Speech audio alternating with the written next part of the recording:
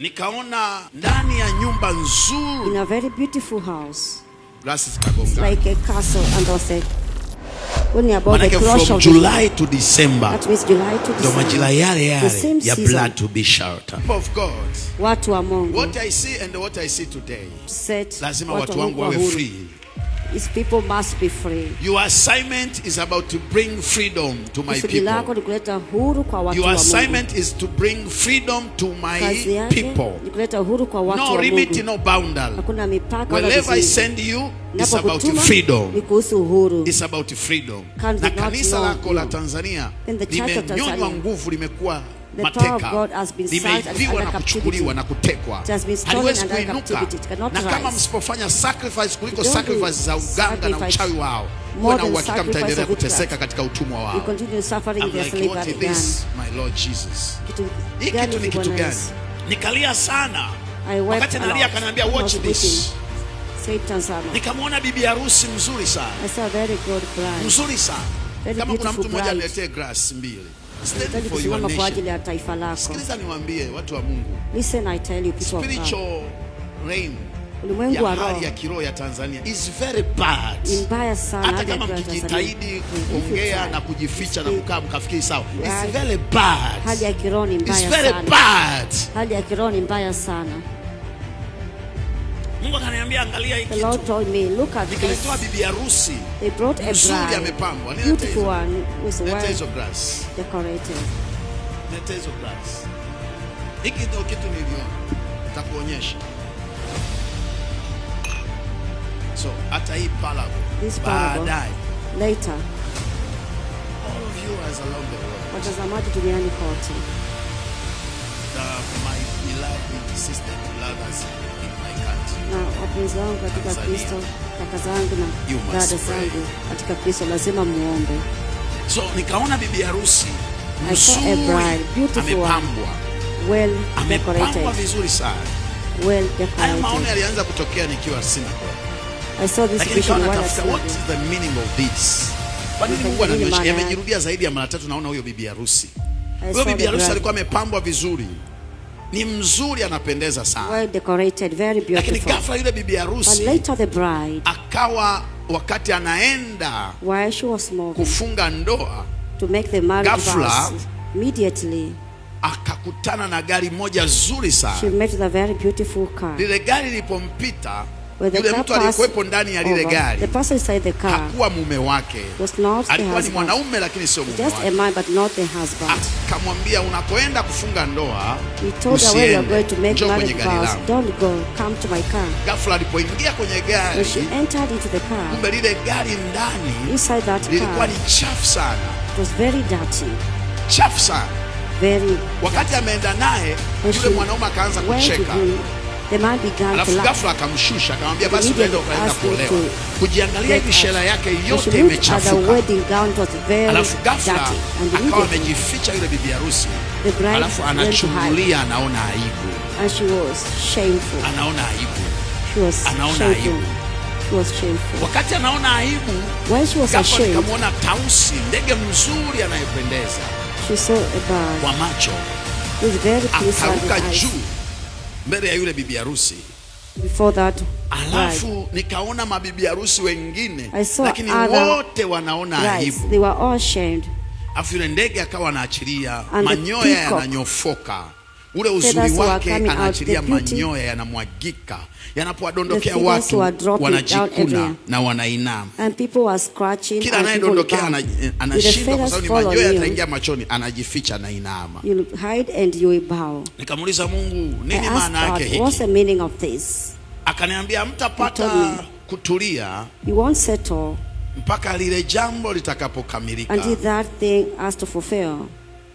Nikiwa bado nauliza maono hayo, Well, I was asking that. akaniambia mimi ni Mungu. He said, I am God. Ghafla Suddenly, nikaona I saw ndani ya nyumba in nzuri a very beautiful house, nzuri sana, Very it's like a beautiful. castle.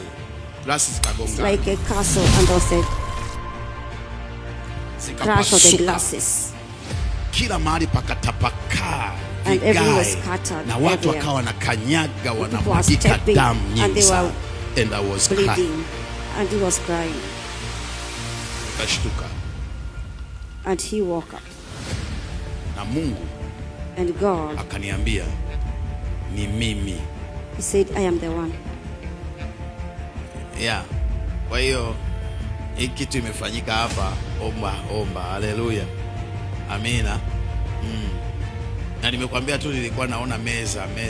Najua vyombo vikiwa mezani ilikuwa vimekaa meza moja, zile glasi zilikuwa meza moja. Sasa ghafla sielewi nini kimetokea.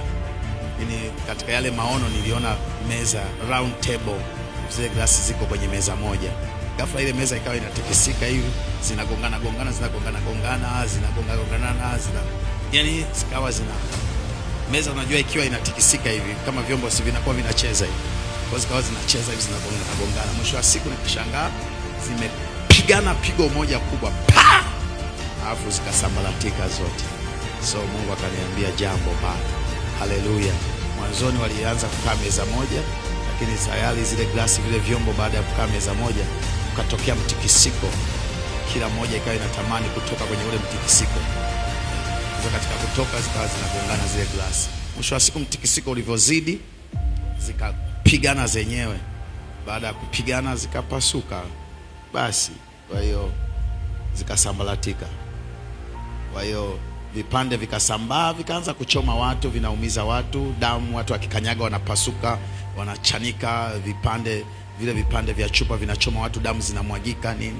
Baadaye mwisho wa siku vile vipande vyote vikakusanywa, pakasafishwa, alafu nikaona chombo cheupe chenye nguvu kikasimama, na mahala pote pakawa kama seruji. Ufunuo wa Yohana sura ya 6 kuanzia mstari wa 9. Biblia inasema, na alipoifungua muhuri ya 5, nikaona chini ya madhabahu roho zao waliochinjwa kwa ajili ya neno la Mungu na kwa ajili ya ushuhuda waliokuwa nao. Anasema malaika alipofungua muhuri wa 5 akaona roho za waliochinjwa. Kwa maana yake kumbe roho za waliochinjwa zinaishi. Alafu angalia kitu gani kinafanyika. Kwanza mstari wa 10 Biblia inasema, wakalia kwa sauti kuu. Wale waliochinjwa wanalia wakisema, Mola mtakatifu, Mola, manake Mungu mtakatifu, mwenye kweli, hata lini kutokuhukumu? Hata lini hutahukumu? Manake hutatulipia kisasi. Hata lini hutahukumu? How long you won't avenge? Wala kuipatia haki ya damu yetu. Wala kupatia haki ya damu yetu kwa hao wakao juu ya nchi. Kwa hao waliobaki juu ya nchi hautatupatia haki ya damu yetu iliyomwagwa kwa hao waliokaa juu ya nchi. Nao wakapewa kila mmoja nguo ndefu. Kila mmoja, wale waliouawa wamechinjwa, wakapewa nguo ndefu nyeupe. Wakaambiwa wastarehe bado muda mchache. Hebu endeleeni, relax, stareheni bado muda mchache. Continue to rest. There's still a little season. Hata itakapotimia hesabu ya wajoli wao na ndugu zao. Hata itakapotimia hesabu means kuna damu inapiga watu wauawe vile kama waliouawa last year. Wants revenge. Wanadai haki. They are claiming for justice. Last year, hatutatulia mpaka ifanyike repentance, until there's mpaka ifanyike upatanisho, until there is reconciliation. Hakuna kanisa baada ya kila kitu, hakuna kanisa tumekaa sasa. Tunaenda kama maisha yanatakiwa kuendelea. Mungu amenikumbusha na amenionya. We must pray for our nation. Lazima tuombe taifa letu.